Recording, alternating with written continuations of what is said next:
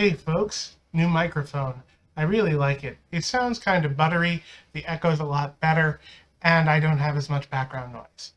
So anyway, hi, I'm Tommy.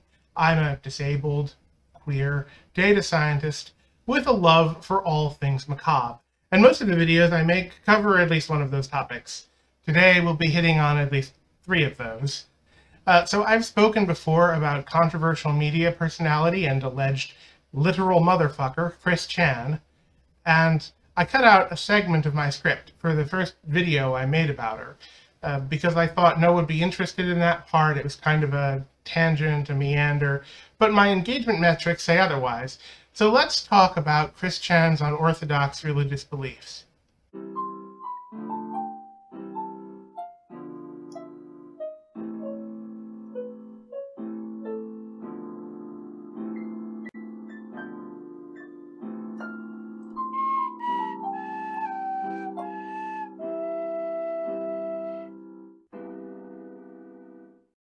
So first, for the uninitiated, Chris Chan is an autistic trans woman with high support needs. She's best known for her blogging and publishing her fan comic known as Sonichu, which is a Pokemon Sonic the Hedgehog crossover.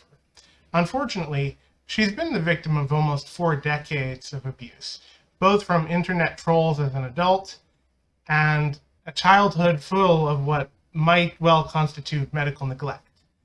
Chris has had numerous encounters with the law and displays of violent and disturbing behavior, which hasn't made the trolls any better, and all of this came to a head back in July 2021 when Chris was arrested on charges of allegedly having an incestuous relationship with her 80-year-old mother, who may have dementia, which is when this story came across my radar because I've increased my disability rights content over the last 6 months or so.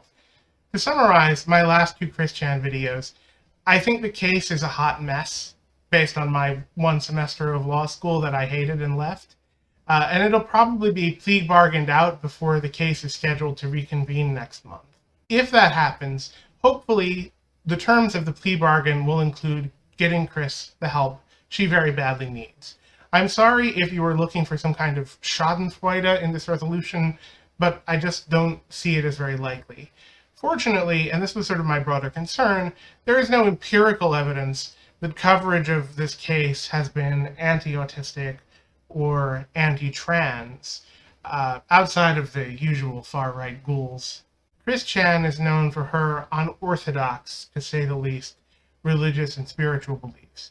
This includes a belief in a multiverse, that all fictional universes, including the setting of her Sonichu comics, are real, and that these dimensions can and will merge, that astral travel between the worlds is possible, and possession by entities from these worlds is also possible.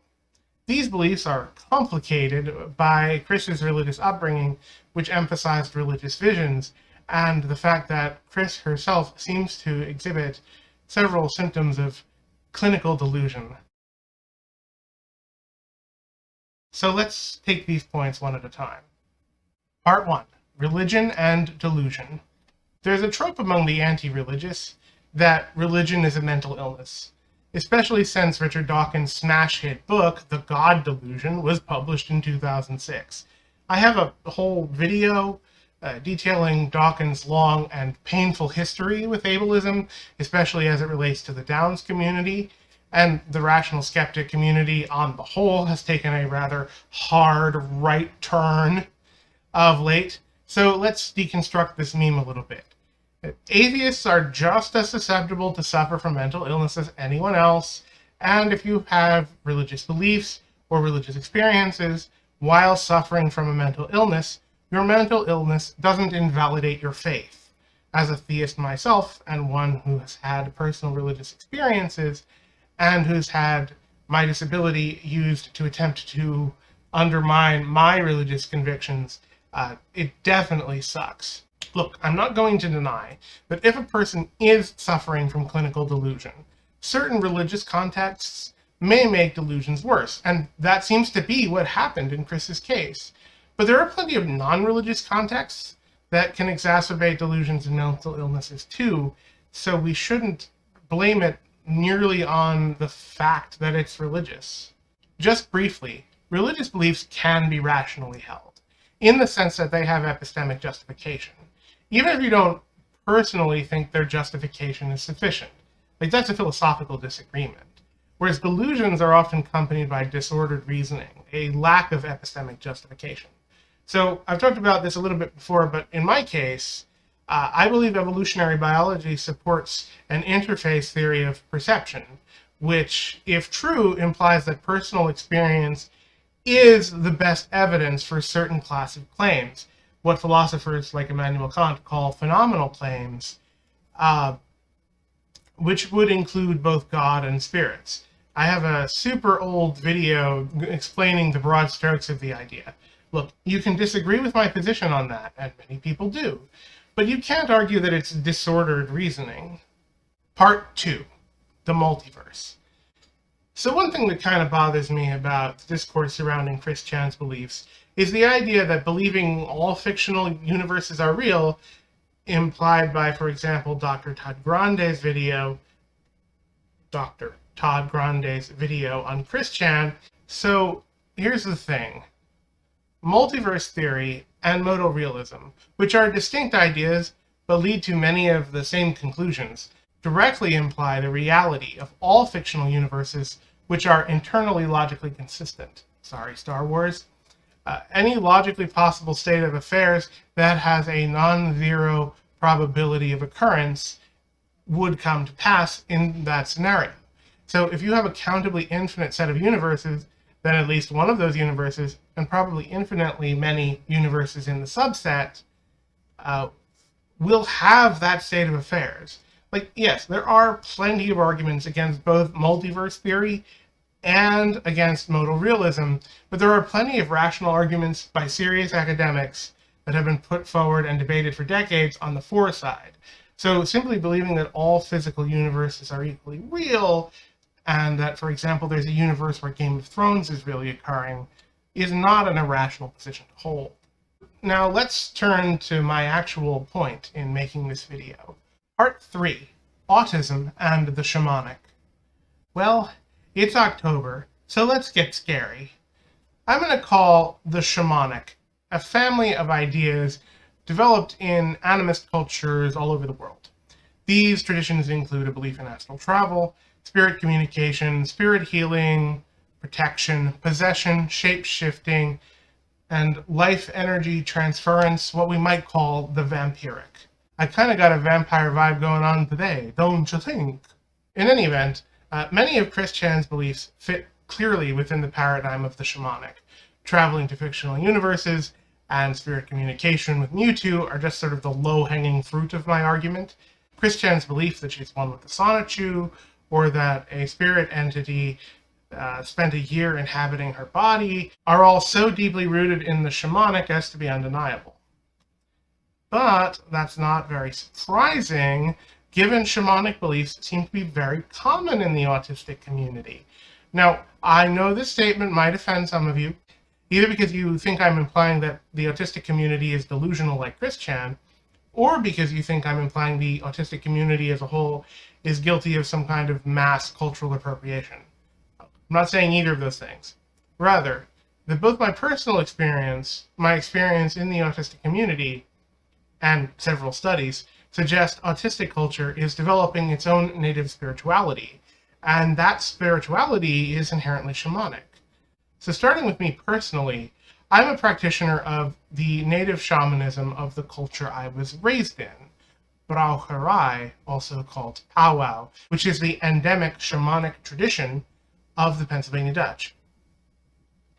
This tradition is rooted in talismanic magic, using sigils, Bible verses, and herbs to ward off evil spirits and attract luck. I make talismans for people, and I also do diagnostic divination, usually rune reading, as part of what we call the Urglaube, the primordial belief or pagan belief. I'm also a channeling medium. I have a few videos on this channel which are me doing channeling, including a couple of live streams. Historically, in the Middle Ages, autistic people were thought to be changelings, that is, fairy babies that have been left in the place of human babies, stolen by the fair folk.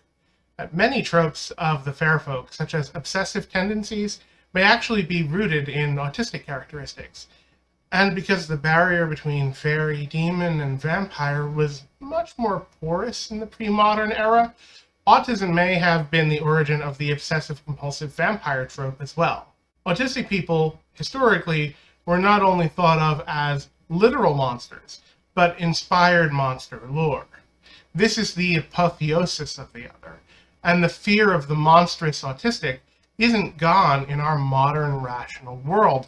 The stolen child changeling rhetoric is a common trope used against autistic people today, especially by anti-vaxxers.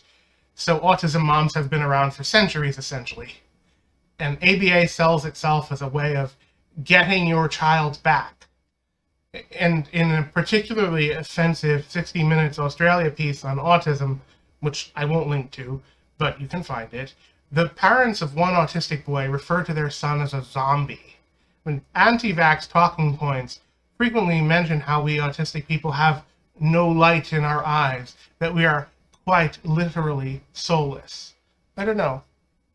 Is my LED light reflecting in my eyes? You tell me.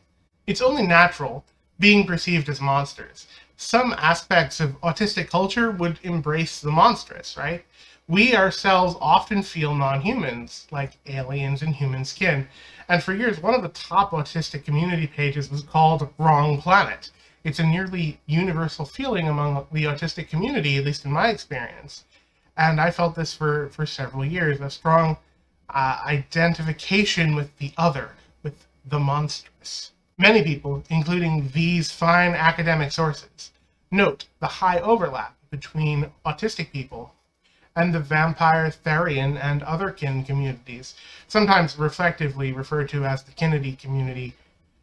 Now, I'm not a part of any of these communities, so take what I'm about to say with a grain of salt, but I've tried to define these communities using their own sources, being as respectful as I can.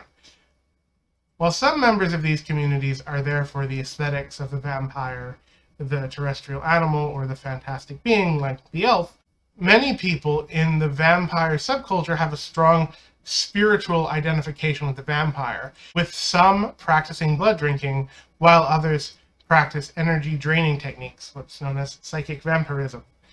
Most Therians believe themselves to be their animal, at least in the spiritual sense, and many believe in shifting their astral body into their animal form. In that state, many Therians report feeling phantom limbs or tails or wings, like the phantom limbs felt by amputees. Others can include Therians, but often refers explicitly to those who identify themselves as having a spiritual unity with beings generally considered to be unreal in this universe. Aliens, gods, demons, dragons, etc. There's also a subset of Otherkin, known as Factkin, who experience themselves as a spiritual unity with other people. What people may not realize, both in the community and outside of it, is that these experiences have been experienced all over the world and into prehistory in the context of the shamanic.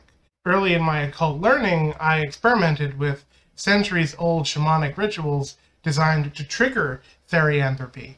The ritual usually involved taking a piece of the animal or dressing as the target animal while attaining an altered state of consciousness, either by meditation or by drugs, wherein the shaman's consciousness and the target animal's consciousness become one.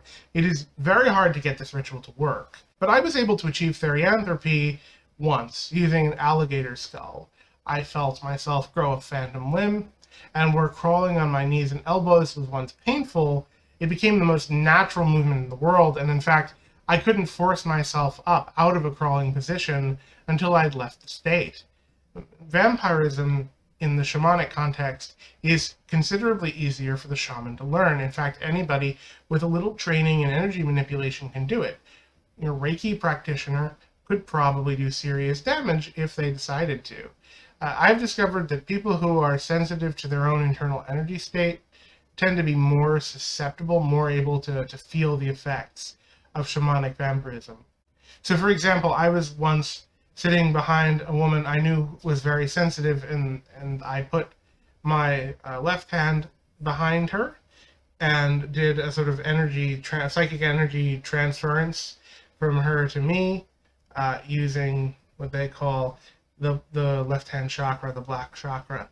And within a few minutes, she complained about feeling tired just unexplainably. So I've seen it work. Look, I am neither a Therian nor a vampire, but I've had experiences of both through the shamanic context. And if our popular mythology, our vampires and werewolves, are rooted in the shamanic, but warped through centuries of mythology and fiction, there's a case to be made that modern Therians and vampires really are werewolves and vampires in the original context. So perhaps, with Halloween approaching, it's time for the autistic community to actively consider its own spirituality, a spirituality of the other, a spirituality of the monstrous. That's all for now, friends. Stay spooky this month. See ya.